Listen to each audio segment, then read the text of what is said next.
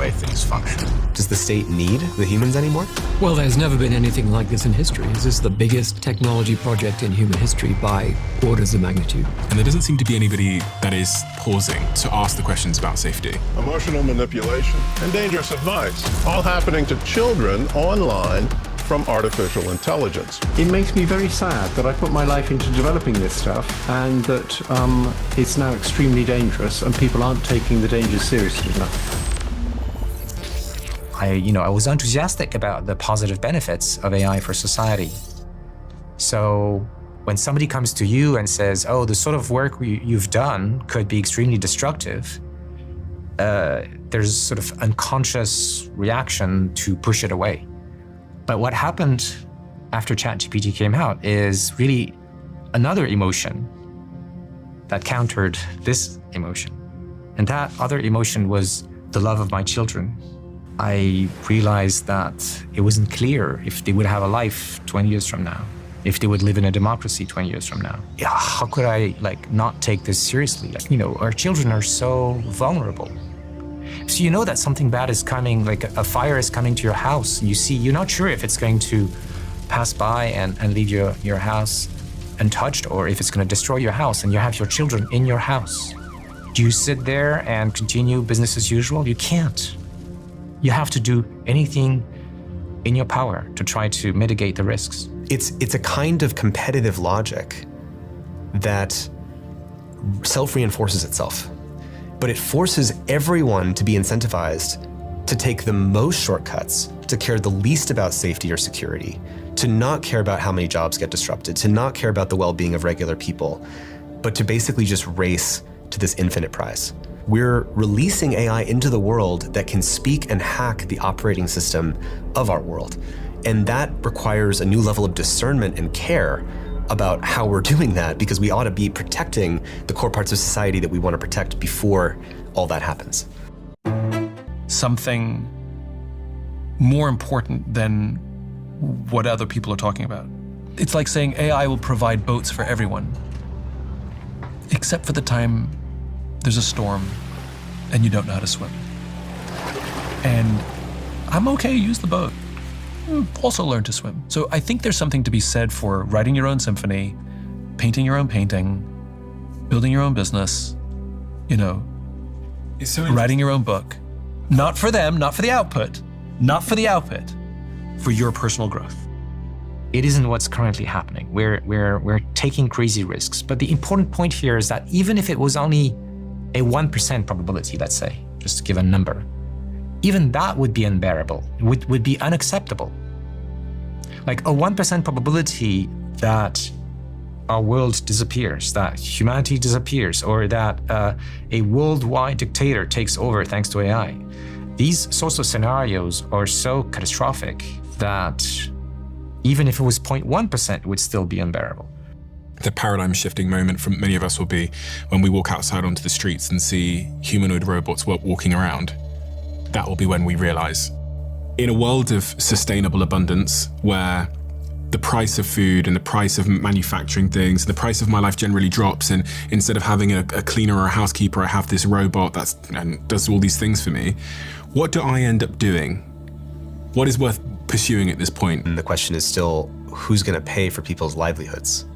So the math, as I understand it, doesn't currently seem to work out where everyone can get a stipend to pay for their whole life and life quality that as they currently know it. And are a handful of Western or US-based AI companies going to consciously distribute that wealth to literally everyone, meaning including all the countries around the world whose entire economy was based on a job category that got eliminated? So for example, places like the Philippines, where a huge percent of the jobs are customer service jobs. If that got automated away, are we going to have OpenAI pay for all of the Philippines? Do you think that people in the US are going to prioritize that? Then you end up with the problem of you have law firms that are currently not wanting to hire junior lawyers because, well, the AI is way better than a junior lawyer who just graduated from law school. So you have two problems. You have the law student that just put in a ton of money and is in debt because they just got a law degree that now they can't get hired to pay off. And then you have law firms whose longevity depends on senior lawyers being trained from being a junior lawyer to a senior lawyer. What happens when you don't have junior lawyers? that are actually learning on the job to become senior lawyers. You just have this sort of elite managerial class for each of these domains.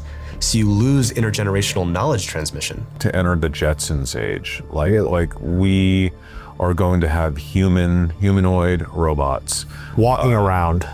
Not initially, because the value of these robots is so high in industry for commercial and industrial use, almost all the allocation of those robots is going to go towards industry. So we have a job shortage, a human job shortage of like 200 or 300 million physical laborers that we need to employ by 2030 that we just don't have humans for. Wow. And this will help kind of solve that problem.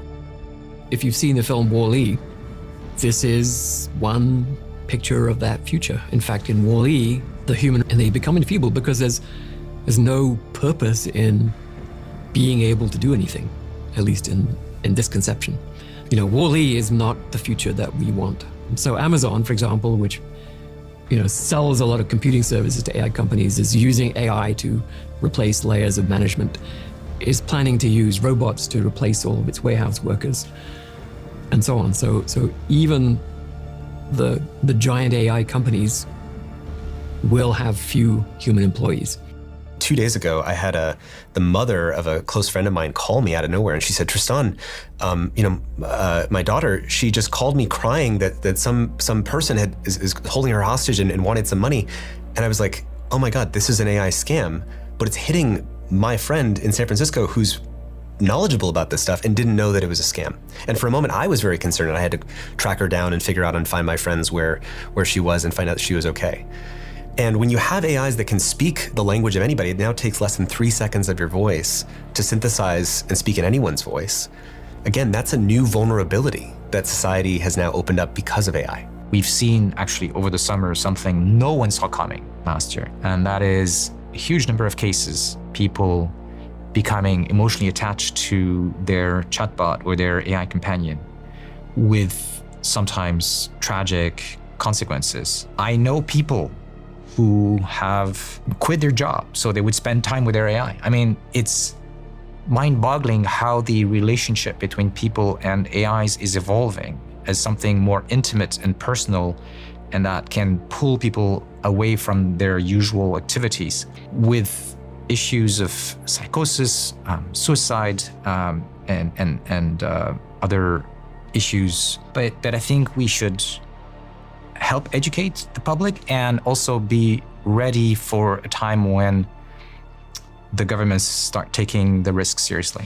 When I think about how it affects democracy and the ability to make deep fakes and how it can manipulate people and their opinions to vote one way or another, I have real fear.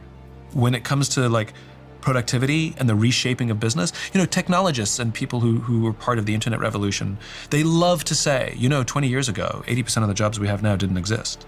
They love to say that, right? But when you ask them now, they seem to think that I think it's the same, which is all those people who are going to lose those jobs in white collar jobs and knowledge workers, they're not going to not work.